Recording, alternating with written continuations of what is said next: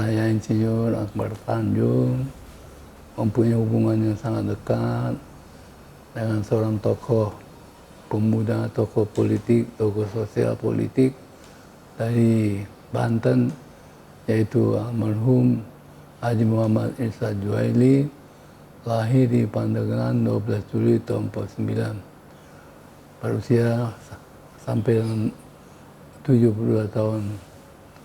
Orang yang saya merasa sangat dekat, keluarganya pun saya sangat dekat, dan dalam urusan-urusan organisasi juga, dan termasuk urusan pemerintahan juga cukup dekat.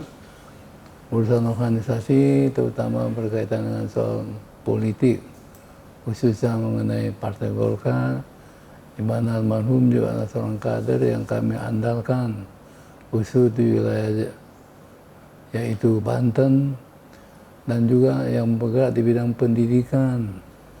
Karena beliau juga aktif di organisasi Pembinaan Matlaul Anwar, dan sejak muda pun sudah aktif dalam gerakan-gerakan pemuda. Saya juga tahu bahwa dia almarhum juga aktif pendiri daripada KAPI, Satuan Aksi Pemuda Pelajar Indonesia di Provinsi Banten, di mana pada waktu itu saya juga aktif di Kesatuan Aksi Mahasiswa Indonesia, kami UI. Kami juga adalah merupakan pejuang-pejuang dalam rangka perjuangan penegakan Orde Baru. Dalam kegiatan-kegiatan kami, saya di Kesatuan Aksi Mahasiswa Indonesia, di mana kami juga mencetuskan Tritura, 3 tuntutan rakyat. Yang pertama pembubaran PKI, kedua turunkan harga, dan ketiga retur kabinet 100 menteri Bung Karno pada waktu beliau menjadi presiden. Bahkan pada waktu beliau menciptakan sistem pemerintahan Nasakom. Itu semuanya adalah merupakan kekuatan-kekuatan yang kami melakukan gerakan menentang berbagai kegiatan-kegiatan politik, terutama dalam rangka perjuangan kami untuk pembubaran PKI, Partai Komunis Indonesia, dengan Tritura yang tadi saya sudah kemukakan. Kemudian daripada itu, dan pergaulan saya dengan almarhum begitu dekat, dan sering kami berbicara masalah politik, masalah pemerintahan, dan salah satu yang saya juga memberikan perhatian besar dari gerakan yang dilakukan almarhum, yaitu tentang pendirian Provinsi Banten. Saya termasuk aktif betul untuk memperjuangkan berdirinya Provinsi Banten. Bahkan saya juga beberapa kali datang ke Provinsi Banten dalam rangka untuk pendirian Provinsi Banten, dan alhamdulillah berhasil. Dan lebih daripada itu, saya juga secara pribadi merasa amat dekat dengan keluarga almarhum. Saya mengenal dengan keluarga almarhum. Tentu saja istri almarhum saya kenal baik, anak-anaknya almarhum saya kenal dengan baik, dan demikian pula keluarga saya, istri saya pun cukup kenal baik dengan almarhum. Sehingga kami memang seperti mempunyai suatu hubungan keluarga yang baik. Kemudian daripada itu, almarhum adalah orang baik, orang yang punya perhatian besar dalam kehidupan sosial kemasyarakatan dan sosial politik. Dan beliau juga orang baik, membantu orang-orang yang dalam menghadapi kesulitan.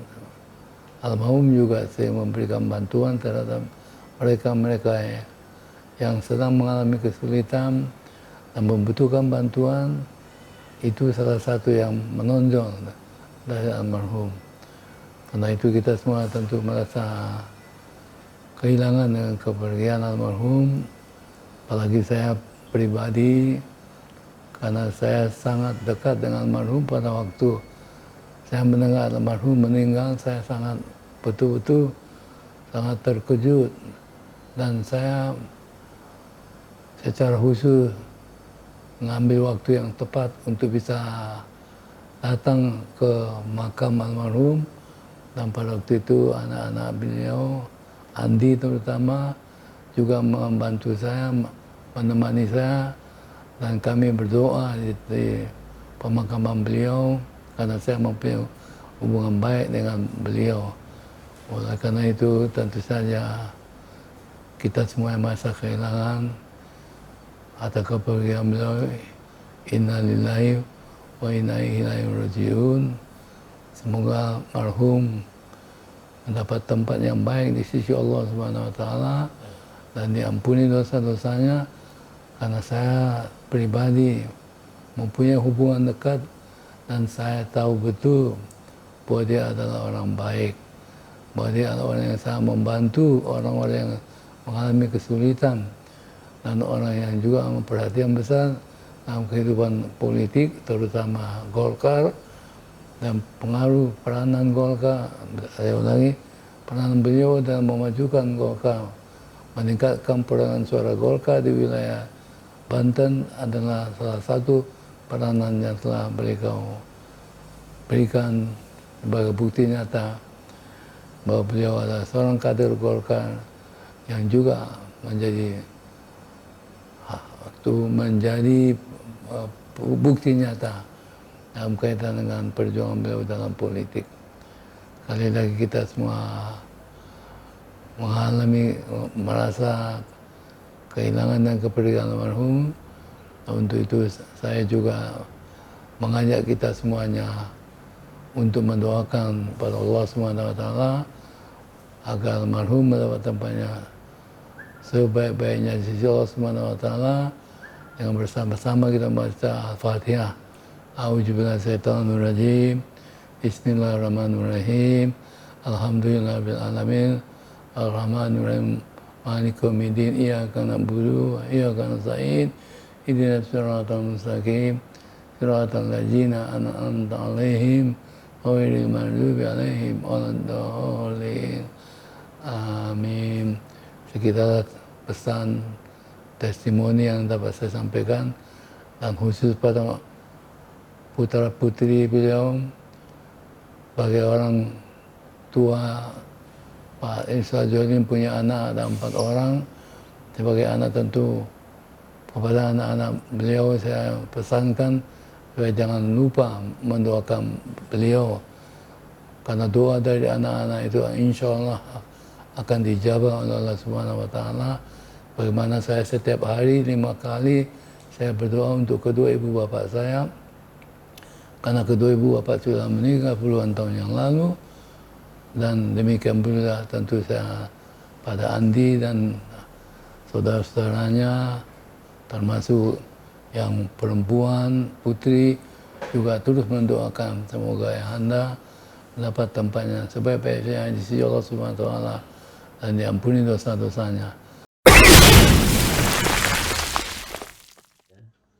Bahwa beliau menurut saya adalah seorang kakak yang baik, seorang sahabat yang baik, dan beliau adalah orang yang termasuk kategori orang yang sangat peduli ya kepada lainnya ya. Dalam bahasa yang lebih singkat bisa kita katakan bahwa beliau adalah orang yang tidak ya merasa happy gitu ya kalau ada saudaranya yang mengalami kesusahan yang belum dia bantu ya.